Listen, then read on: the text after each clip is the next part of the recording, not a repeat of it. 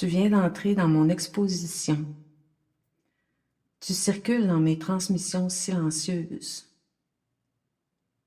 C'est touchant de te parler de ce qui est si intime pour moi. Je te raconte. J'ai tellement cherché. J'ai voulu retracer les drames qui se répètent d'une génération à l'autre, comme des malédictions qui se transmettent sans qu'on le veuille, surtout sans qu'on le veuille. Puis là, toi, tu marches dans les pas des femmes de ma lignée, comme moi j'ai marché dans leurs pas. 14 générations de femmes, jusqu'à Marguerite, la toute première à avoir traversé l'océan. J'ai vécu la même quête de liberté qu'elle, les mêmes empêchements aussi. La violence physique, sexuelle, viol, inceste, secret, silence. Puis malheureusement pour elle à leur époque, une absence totale de moyens, seulement la résignation. J'ai cherché à comprendre pour briser la muraille de silence qui m'enfermait, pour libérer les suivantes, mais surtout me libérer moi. Le seul moyen que j'ai trouvé pour que mes transmissions silencieuses s'arrêtent, c'est de ne laisser aucune trace de mes blessures. C'est ce qui n'est pas guéri qui continue de se transmettre. Parce que je suis devenue mère aussi, puis grand-mère, et ma fille, des fois, un miroir de ce que j'ai été. Parce que je vois dans ma petite fille les conséquences de ces drames sans fin. Oui.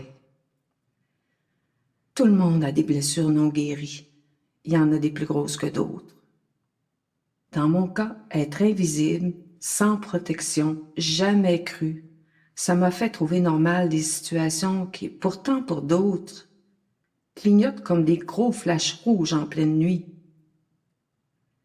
Ne pas voir le danger, s'y habituer, finir par trouver ça normal, ça m'a fait fermer les yeux sur des contextes dangereux. Après, longtemps après, je pensais que je comptais pas, que j'étais rien aux yeux des autres. À mes yeux aussi, bien sûr. Je me suis souvent sentie complètement seule au beau milieu du monde. Malgré ma capacité de faire face qui était présente, oui, mais souvent rien qu'en surface. Être dissociée, ça m'a tenu longtemps dans une sorte de présence absente permanente. Ben oui, j'ai pas vu chez ma fille ce que je pouvais pas voir de moi.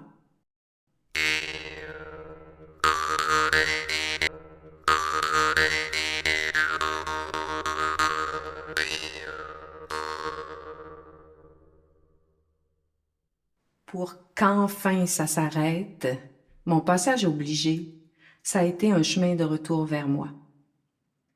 Retrouver mon intégrité, est-ce comme une chasse au trésor? Je peux te le dire maintenant, ça devient tellement fascinant, c'est magnifique même. Ramasser un à un mes morceaux éparpillés, comme ces vêtements que tu vois ici. Ah oui, faut que je te raconte aussi. Qu'au lendemain de mes noces, j'ai jeté aux poubelles ma robe de mariée, dans un grand sac vert avec le chapeau puis les souliers. Puis j'ai pas attendu le jour des poubelles pour la déposer au bord du chemin. Oui, ouvrir mon cœur à ce que j'avais tellement voulu effacer, à grands coups de déni qui me coupaient du meilleur de moi. Chaque morceau que je récupère vient chaque fois dissoudre les traces du passé. C'est un chemin de transformation, de vie vivante. Je le sais pas, peut-être que toi aussi, tu as quelque chose à récupérer.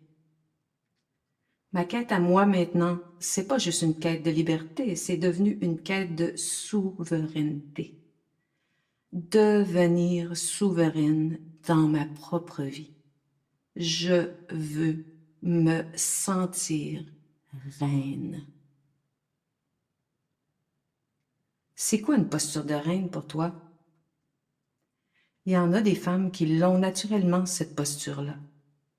J'ai voulu m'inclure parmi elles, comme laisser mon empreinte, pour moi, pour les suivantes, pour l'inscrire quelque part, même pour la retrouver plus tard en cas de besoin.